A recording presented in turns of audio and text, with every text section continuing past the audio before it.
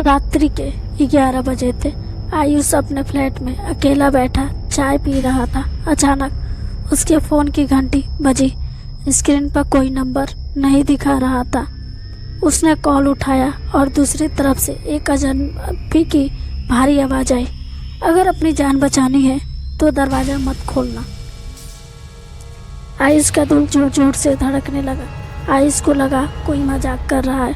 उसने फ़ोन काट दिया, लेकिन तभी दरवाजे पर दस्तक हुई। उसने झांक कर देखा, बाहर कोई नहीं था। जैसे ही उसने वापस मुड़ने की कोशिश की, फ़ोन फिर बज उठा। वही आवाज़ आई, मैंने कहा था दरवाज़ा मत खोलना। अब वह सच में डर चुका था। उसने दरवाजे से दूर हटने की कोशिश की, लेकिन उसके पैरों में जंजीर जैसी कोई चीज़ लिपट गई। उसने नीचे देखा, वहाँ कुछ नहीं था। तभी एक परछाई कमरे में सरकती दिखी। डरते डरते उसने मोबाइल टॉर्च ऑन की। रोशनी में कुछ भी नजर नहीं आया, लेकिन परछाई धीरे धीरे बढ़ रही थी। उसने खिड़की खोलकर बाहर कूदने की कोशिश की, लेकिन कोई अदृश्य ताकत उसे रोक रही थी। अब आयुष को एहसास हुआ कि यह कोई इंसान नहीं, कुछ और ही है। उसने किसी तरह खुद को संभाला और मंदिर की घंटी बजाने लगा, जो उसके कमरे में रखी थी। जैसे ही घंटी बजी, परछाई एक डरावनी चीख के साथ गायब हो गई। आयुष ने तुरंत अपने दोस्त रोहित को फोन लगाया, लेकिन नेटवर्क चला गया।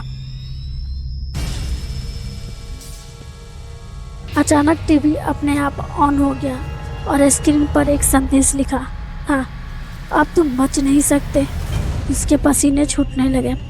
तभी कमरे का बल्ब ब्लास्ट हो गया और दरवाज़ा तेजी से खुल गया। उसने डरते हुए बाहर झांका। गलियारे में कोई नहीं था, लेकिन फर्श पर ताज़ा खून की बूंदें थी। अचानक किसी ने उसके कंधे पर हाथ रखा।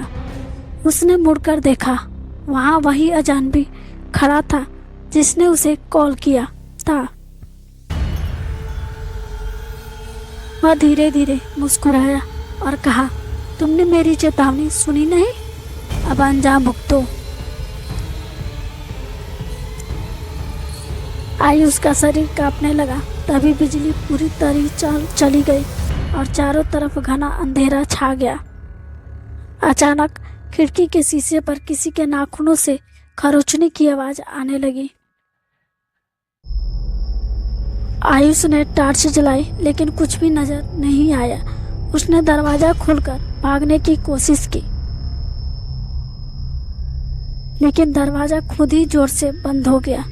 उसे लगा जैसे कोई अदृश्य ताकत उसे अंदर ही रोकना चाहती थी। तभी उसके कानों में एक धीमी फुसफुसाहट सुनाई दी, अब तुम मेरे हो। आयुष जोर जोर से चिल्लाने लगा, लेकिन उसकी आवाज़ कमरे से बाहर नहीं जा रही थी।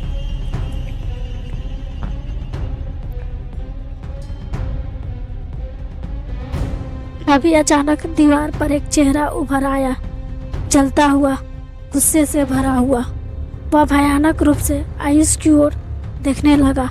आयुष ने किसी तरह खुद को बचाने के लिए पूजा की किताब उठाई और मंत्र पढ़ने लगा।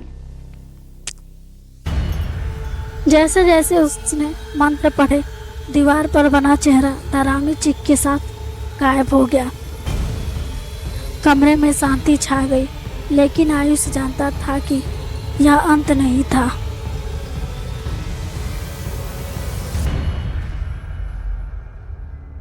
तो दोस्तों, कैसी लगी आपको यह रहस्यमयी और रोमांचक कहानी? कमेंट में ज़रूर बताएं। वीडियो अच्छी लगी हो तो वीडियो को एक लाइक करें, चैनल को सब्सक्राइब करें और वीडियो के अंत तक बने रहने के लिए आपका धन्यवाद।